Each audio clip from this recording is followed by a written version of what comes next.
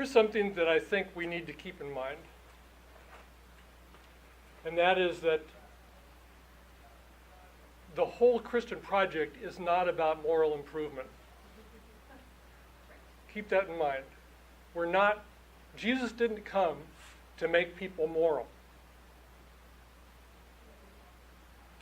He has a design for sex that is good,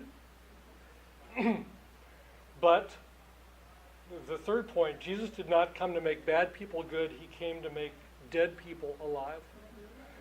So we can't focus on people's sin. That's God's job. That's the Holy Spirit, what he does. So, some of the Stand to Reason material I think is very helpful in suggesting that we treat our gay friends just like any other non-believer. And in fact, a good test is that if you have some gay relatives or friends who are living together and it makes you uncomfortable and it affects how you treat them, think about how you would treat that couple or another one who is in a heterosexual relationship. They're just living together, not married. Would you treat them the same way? I think the sin is equivalent in that respect. I mean, you can think of it that way. So that might be a little bit of a test into how we deploy the idea of loving our neighbor. There's one other thing that has burst onto the social scene in the last few years, and that's gender dysphoria, which is the confusion about, somebody feeling like they're a man trapped in a woman's body or a woman trapped in a man's body. It's a real thing, but it has caught social momentum nowadays such that it has become fashionable, oddly enough, and in my opinion is a real problem, especially for young people. There is a trend in our culture to affirm everything that has to do with somebody's own sexual opinions or identity or desires, uncritically. And so you have parents of 3-year-olds who are being encouraged to take their 3-year-old's opinion seriously that they're a boy and not a girl, or a girl and not a boy, and to encourage them along those lines. And as they get older, to even go to the step of giving them hormones to prevent the onset of puberty. Doing things with children that can have irreversible consequences later on. Now the fact is that gender dysphoria in children almost in more than 90% of the cases resolves itself. Children are confused about their sexuality, especially nowadays, because of what we see in the media. It works out.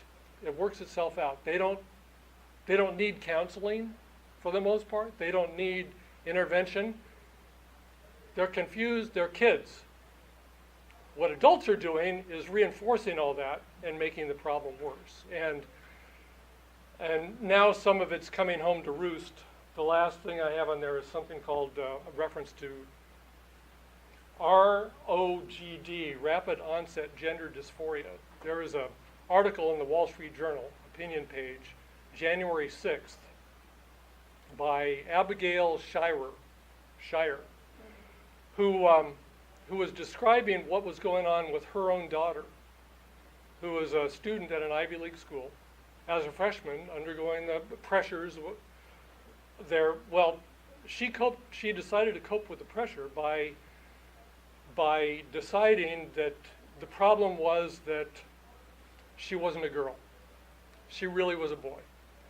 And a whole bunch of her friends decided the same thing at the same time. So you had this group of girls that together decide that the problem is that they really are men and took active steps to change their bodies. And the health office at the school assisted with them. They affirmed it and said, yep, okay, we'll help. We'll give you hormones. Some go even to the extent of surgery. And this liberal mother columnist was appalled that this was happening and didn't know what to do about it. Wall Street Journal, January 6th, Abigail Shire. So here's the bottom line. For a follower of Christ, we're talking about Christians within the church now, who is struggling with what may be a moral issue. And there are many. Lots of things that Christians struggle with. I have a couple here that we've talked about. Unwanted pregnancy, unwanted infertility, same-sex attraction, gender dysphoria. There's many others. What we need to do is not minimize the pain and the suffering that's going on with these things.